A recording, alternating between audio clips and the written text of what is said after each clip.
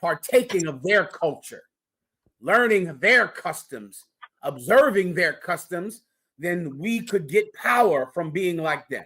It's the same thing today when people tell you to compromise and to fit in, to celebrate Christmas and shave your beard because you'll get a better job.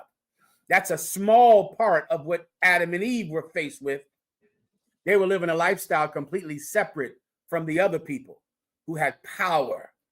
And they knew if they could act more like them, then they could get power. Eve told them that was the better way to get power than to wait for the Most High God to grow this garden for them. Right. Bring this garden, make this garden come to fruition for them.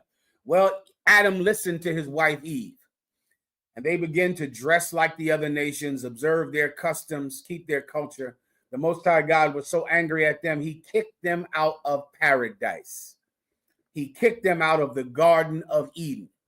And now you're going to read from where you're at right now. All right? Sir.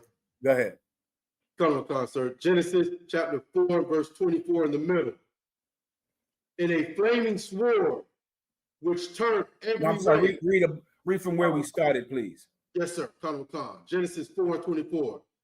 So he drove out the man, and he placed at the east of the Garden of Eden cherubims. A cherubim is an old word for an angel. So he made us get out of the Garden of Eden. What is the Garden of Eden? The Middle East. That's the Garden of Eden, the entire Middle East, everything.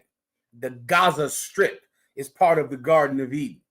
Palestine is part of the Garden of Eden. Saudi Arabia, the United Arab Emirates, Afghanistan is part of the Garden of Eden. Iraq is part of the Garden of Eden. We were driven out of the Middle East, our homeland.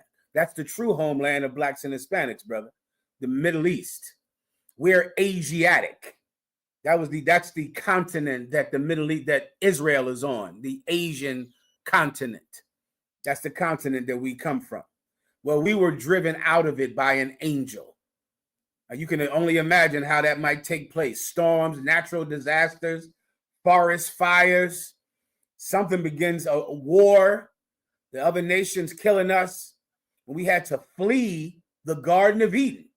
But an angel is the one that did it. You understand? Yes, sir. So then after we left, then the Most High posted an angel there with a flaming sword. Why is the sword flaming?